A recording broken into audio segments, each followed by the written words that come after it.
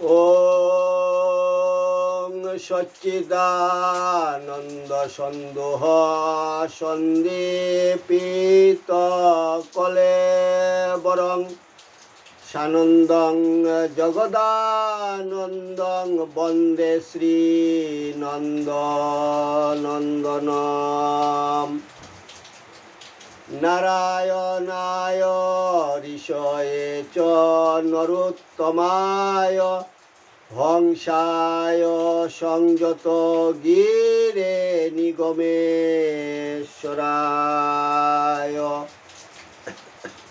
জয় গুরু, জয় গুরু, জয় গুরু। পরমহংস পরিব্রাজকাচার্য শ্রীমৎ স্বামী নিগমানন্দ সরস্বতী দেবের অন্যতম সন্ন্যাসী শিষ্য শ্রীমৎ স্বামী নির্বিকারানন্দ সরস্বতী কর্তৃক বিরচিত শ্রী শ্রী নিগমানন্দ তত্ত্বামৃত সিন্ধু গ্রন্থ থেকে পাঠ। ঠাকুর, তোমার শ্রী গ্রন্থ পাঠ তোমার শ্রীচরণেই সমর্পণ করিলাম। নত্তা নিগমানন্দস্য গুরু শ্রীপাদ পঙ্কজম তনূমি তৎকথামৃতং তপ্ত জীবন শীতলম। জয় গুরু, জয় গুরু, জয় গুরু। স্বামী নির্বিকারানন্দ সরস্বতী মহারাজ শ্রী শ্রী নিগমানন্দ তত্ত্বামৃত গ্রন্থটি লিখা আরম্ভ করিতেছেন এইভাবে। শৃণ্বন্তু বিশ্বে অমৃতস্য পুত্রা বেদাহমেতং পুরুষং মুহন্তম আদিত্যবর্ণং তমস পরস্তাৎ তমেব বিদিতাত্তি মৃত্যুমেতি নান্য পন্থা বিদ্যতে অয়নায়। হে অমৃতের সন্তানগণ, শ্রবণ করো।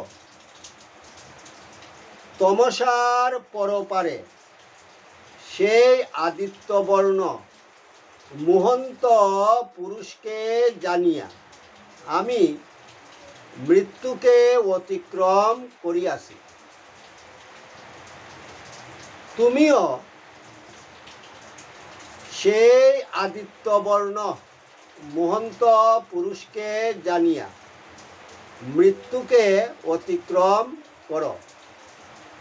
এই জ্ঞান ব্যতীত মৃত্যুকে অতিক্রম করিবার অন্য কোনো পন্থা নাই।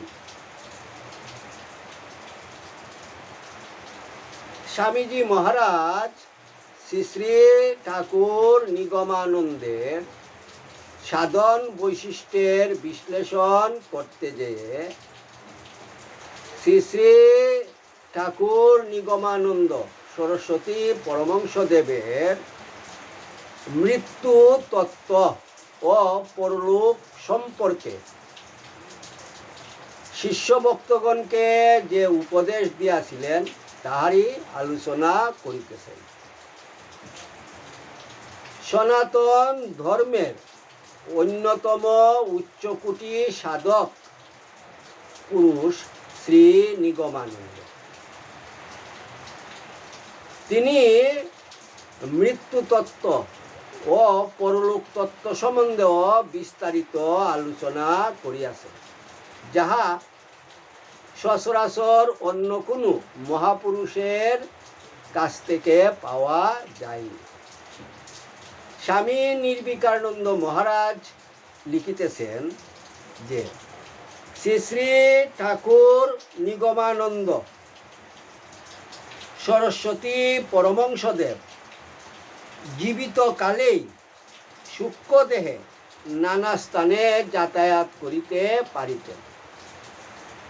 জনৈক শিষ্যকে পত্র দ্বারা জানাইতেছেন, মৃত্যুর 2-4 দিন আগে সংবাদ পেলে আমি সূক্ষ্ম দেহে তোমার নিকট উপস্থিত থাকতে পারব।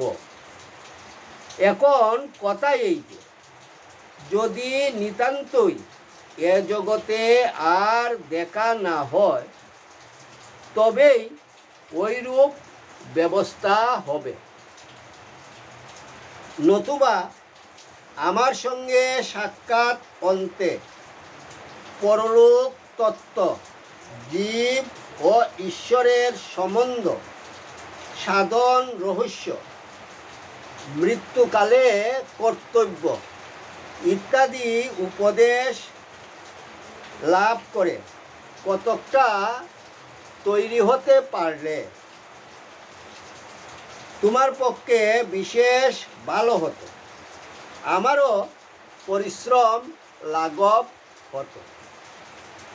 আমার সঙ্গে সাক্ষাতের পূর্বেই যদি ব্যাধিতে দেহত্যাগ করতে বাধ্য করে, তবে আমি চেষ্টা করে তোমার আত্মার সঙ্গে পরিচয় করব এবং অজ্ঞান নাশ করে দেব। কোনো চিন্তা নেই, এখন মরবে না। স্বামীজি মহারাজ লিখিতেছেন, বর্তমান বাংলাদেশের ব্রাহ্মণবাড়িয়া জেলার অন্তর্গত আখাউড়া জংশনের সন্নিকটে উজানিসার একখানি গ্রাম, তথায় অশ্বিনী ধর নামক শ্রী শ্রী ঠাকুর নিগমানন্দের জনৈক শিষ্য ছিলেন। অশ্বিনীধর অত্যন্ত দরিদ্র ছিলেন। মাত্র 3 দিনের ব্যাধিতে অশ্বিনী পরলোক গমন করিলে তাহার মাতা ও স্ত্রী শৈলবালা একেবারে মুহ্যমান হইয়া পড়িলেন। শ্রী শ্রী ঠাকুর নিগমানন্দের শিষ্যত্ব গ্রহণ করায় তাহাদের এই বিপদ, তাহা হইলে আর এই ঠাকুরের প্রতিকৃতি রাখিয়া লাভ কি বিবেচনায় উহা জলে ফেলিয়া দিতে উদ্যত হইলে তথায় শ্রী শ্রী ঠাকুর নিগমানন্দের আবির্ভাব হইল। শ্রী শ্রী ঠাকুর নিগমানন্দ, মা আমিও তো তোমার ছেলে, অশ্বিনী আমার নিকট আছে। এই ঘটনার পর তাহাদিগকে একাধিক ক্রমে বেশ কিছুদিন অনশনে কাটাইতে হইয়াছিল।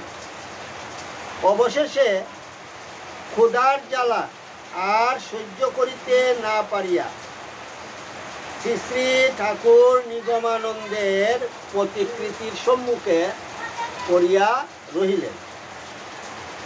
ওই দিন সন্ধ্যার পর কতিপয় দুর্বৃত্ত অশ্বিনীধরের স্ত্রীর উপর অত্যাচার করিবার অভিপ্রায়ে ঘরের বেড়া ভাঙ্গিয়া প্রবেশ করিতে উদ্যত হইলে তাহারা নিরুপায় হইয়া শ্রী শ্রী ঠাকুর নিগমানন্দকে ডাকিতে লাগিলেন।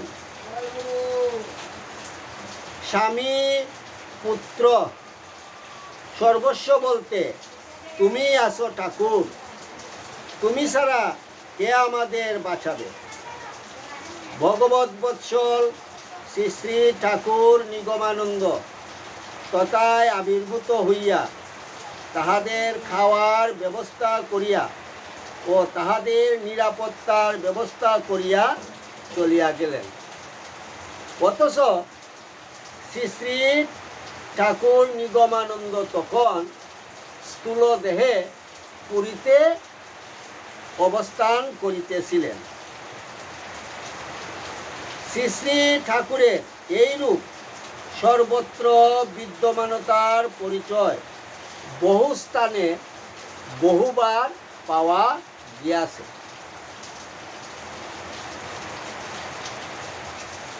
পরলোকেও সূক্ষ্ম দেহধারী যে জীব আছে, তাহা স্বামী নিগমানন্দ বিস্তারিতভাবে বলিয়াছে। ভূত, প্রেত, ব্রহ্মদৈত্য, যক্ষ, রক্ষ এরা সবই আছে।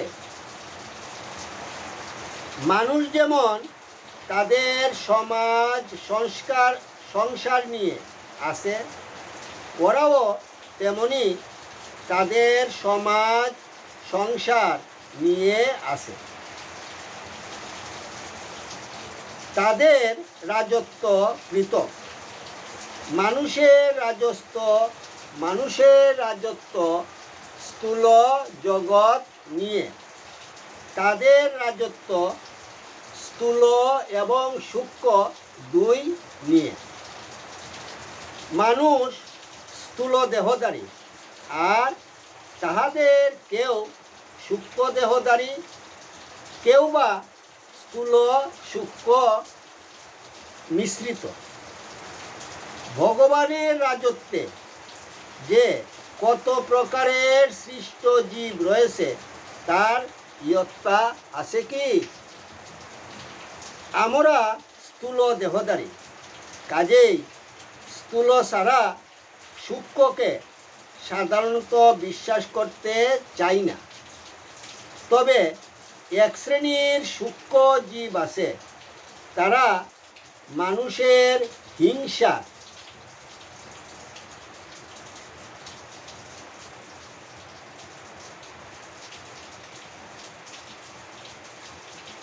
মানুষকে হিংসা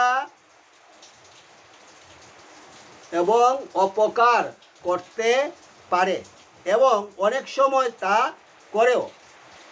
তাদেরকে বলে ভূত জুনি। তারা অনেক সময় সারা বাড়িতে বা বন জঙ্গলের ধারে বাস করে।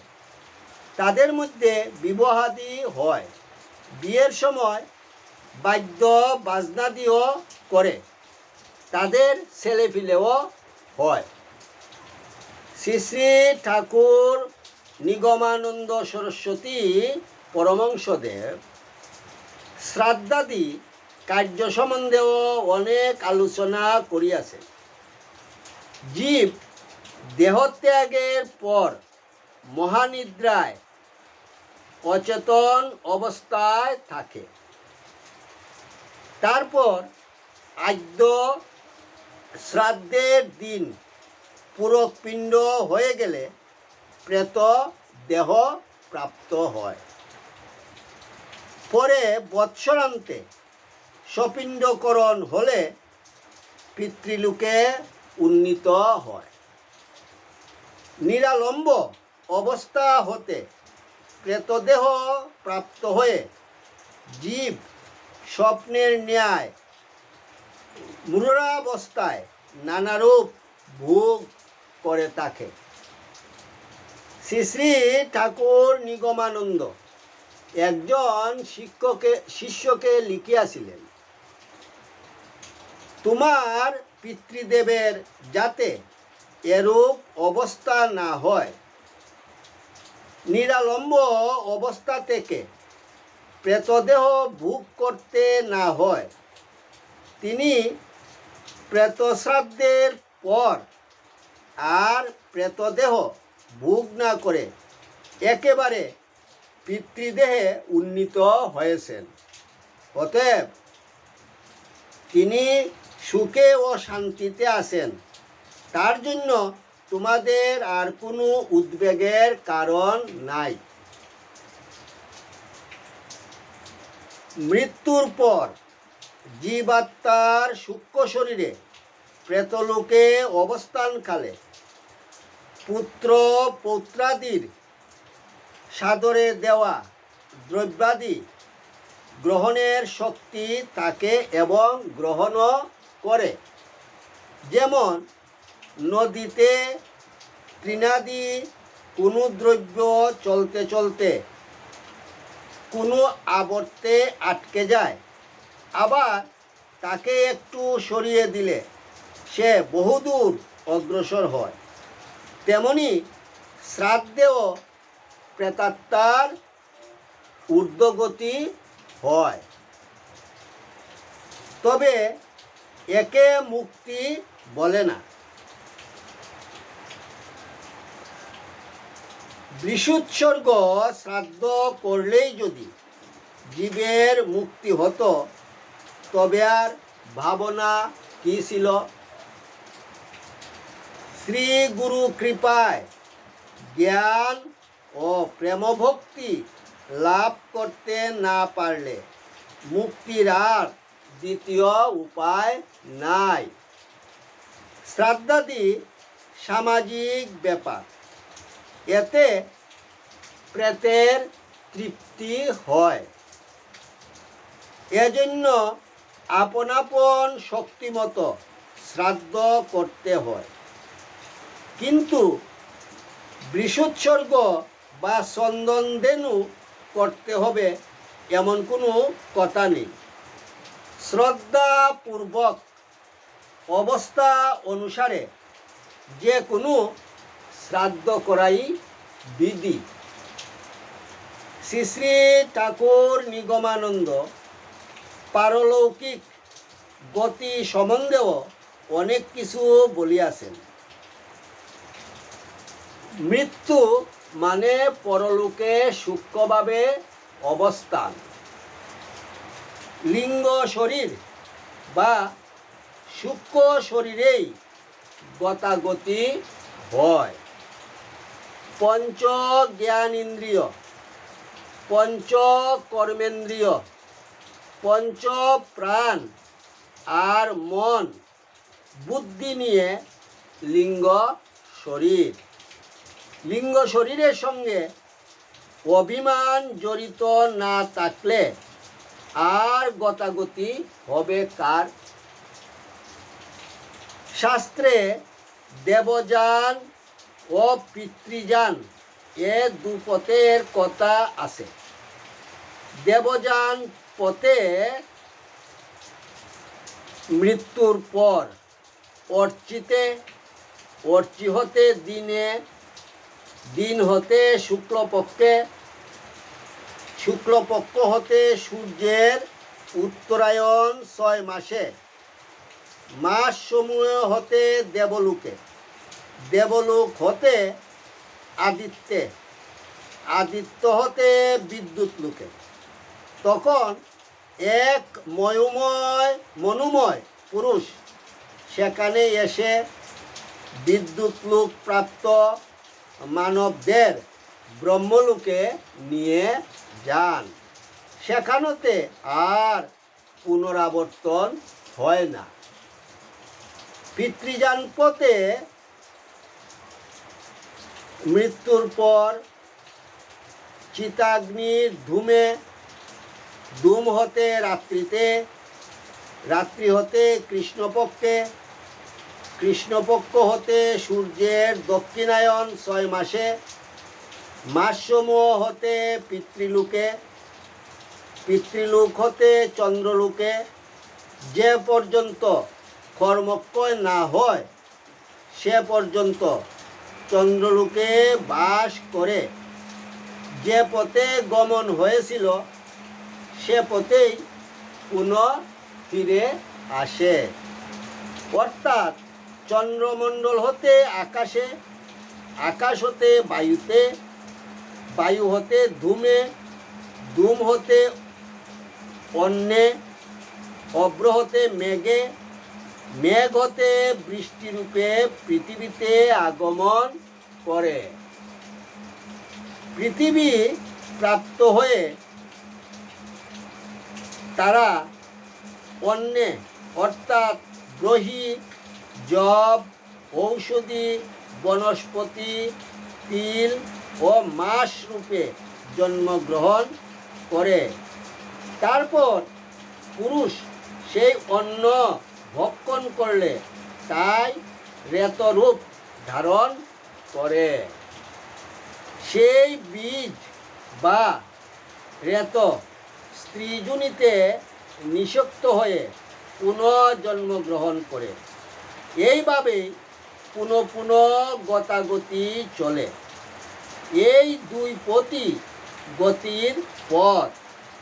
এই উভয় পথের কোনো পথেই যারা যেতে পারে না তারা কীটপতঙ্গ মশকাদি রূপে জন্মে এবং মরে এবং জন্মে।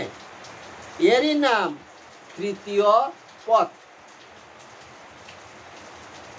সাধারণ জীব মৃত্যুর পর প্রথমে ভূবুরলোকে পরে স্বরলোকে আপন কৃতকর্ম অনুসারে দুঃখ ও সুখ ভোগ করে। যে কর্ম যত অধিক সে লোকে সেরূপ সময় ভোগ। পরে মহরলোকে গিয়ে ভোগ দেহ অভাবে পুনরায় জন্মগ্রহণ করতে বাধ্য হয়। সে অদ্ভুত রহস্য।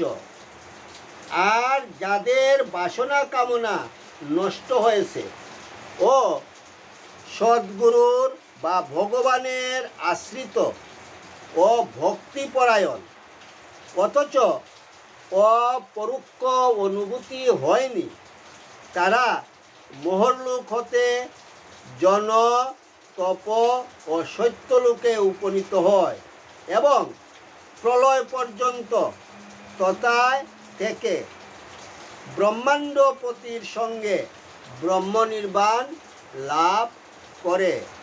এরই নাম ক্রমমুক্তি। আর যারা এই জীবনে জ্ঞান লাভ করে জীবন মুক্ত হয়েছে তারা দেহান্তে নির্বাণ লাভ করে। যারা কায়মনোবাক্যে স্ব গুরুতে আত্মসমর্পণ করেছে, তাকেই আশ্রয় করেছে, গুরুর প্রিয় কর্ম অনুষ্ঠান অর্থাৎ গুরু সেবা করেছে, তারা অজ্ঞানী বা মূর্খ হোক, বিবেক বৈরাগ্য না থাকুক, এমনকি ভোগাসক্তি থাকলেও তাদের গুরুর যে গতি হবে তাদেরও সেই গতি হয়ে যাবে। শ্রী শ্রী ঠাকুর নিগমানন্দ জনৈক শিষ্যকে লিখিয়াছিলেন, মরণের পরপারের খবর জানে না বলিয়াই জীব মাত্রেই মৃত্যুর নামে ভয় পায়। আজ হোক বা দুদিন পরেই হোক, একদিন যখন নিশ্চয় মরতে হবে তখন মরণের ভয় করলে চলবে কেন? বিশেষত যারা সদ্গুরুর চরণাশ্রয় করেছে তারা এই রোগ সুখপূর্ণ জ্বালাময় সংসার ছেড়ে মৃত্যুর পর শান্তিপূর্ণ আনন্দধামে শ্রীগুরুর সকাশে যাবে। মৃত্যুই যে সে রাজ্যের পথ। সুতরাং ভয় না করে ভীত না হয়ে আনন্দিতই হওয়া উচিত। সংসারে প্রারব্ধ ভোগ ও কর্তব্য কর্ম করে যাও, কিছু মনটা মরণের পরপারে আনন্দধামের চিন্তায় নিযুক্ত রেখো।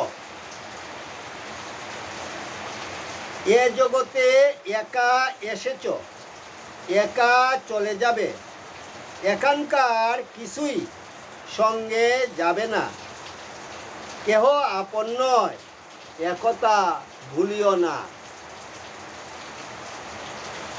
সাধারণের পক্ষে মৃত্যু নির্বাহ্য নয়, তবে যাহারা নিত্য চেতনশীল সেই জীবনমুক্ত মহাপুরুষগণ মৃত্যুর বশবর্তী নহেন। তাহারা মৃত্যুকেও অতিক্রম করিয়া নিত্য চেতনায় অধিষ্ঠিত থাকেন। নিত্য চেতনায় অধিষ্ঠিত হইলেই মৃত্যুঞ্জয়ী হওয়া যায়। একমাত্র পরলোক রহস্য জানতে পারলেই একে একে তোমরা আরও অনেক কিছু তত্ত্বের রহস্য উদ্ভেদ করতে পারবে। শিকল যেমন একটার সঙ্গে আরেকটা জড়িত, পরলোকের সঙ্গেও আর সব তত্ত্ব তেমনিভাবে জড়িত। একটায় টান পড়লে আর সবগুলি আয়ত্তাধীনে আসতে বাধ্য। এই মৃত্যু রহস্য জানতে গিয়েই দেখবে পরলোক চিন্তার সঙ্গে সঙ্গে ভগবান, ঈশ্বর, ব্রহ্ম আপনি এসে হাজির হবেন, যেমন আমার হয়েছিল। ঠাকুর নিগমানন্দ বলতেছেন, স্ত্রীর মৃত্যুর পর স্ত্রীর ছায়ামূর্তি দর্শনে প্রাণে জাগে পরলোক রহস্যের সন্ধান প্রবৃত্তি।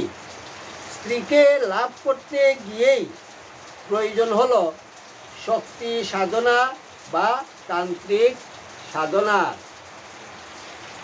তন্ত্রপথে স্ত্রীকে আয়ত্ত করেও সম্যক তৃপ্তি হলো না। তারপর জ্ঞানের সাধনা। জ্ঞানের সাধনায় বিচারে সব বুঝলাম, কিন্তু তাতেও প্রাণের জ্বালা মিটল না। তারপর যুগপথে আত্মদর্শন হলো। আত্মাকে পরম চৈতন্য রূপে বা বৃহৎ জ্যোতিরূপে দর্শন হলো। কিন্তু আত্মাই যে প্রেমময়ী এ অনুভব তো হলো না। সর্বশেষে প্রেমের সাধনা। প্রেম সাধনায় এলো কৃতকৃত্যতা। জীবন ধন্য হয়ে গেল। কাজেই একমাত্র পরলোক চিন্তা হতে সব লাভ হতে পারে। ভগবান না মানলেই তারা নাস্তিক হলো না। আসল নাস্তিক বলে তাদেরই যারা পরলোকে অবিশ্বাসী। পরলোক নেই যে একথা বলে সেই দূর নাস্তিক। তাকেই পুনঃ পুনঃ মৃত্যু যন্ত্রণা ভোগ করতে হয়। জয় গুরু, জয় গুরু, জয় গুরু। ওং যদস্করং পরিভ্রষ্টং মাত্রাহীনং চ যদ্ভবেৎ তৎসর্বং ক্ষম্যতাং দেব প্রসীদ পরমেশ্বর। সর্বে ভবন্তু সুখিনঃ, সর্বে সন্তু নিরাময়া, সর্বে ভদ্রাণি পশ্যন্তু মা কষ্টিত দুঃখভাগ ভবেৎ। ওং শান্তি শান্তি শান্তি। হরি ওম তৎসৎ।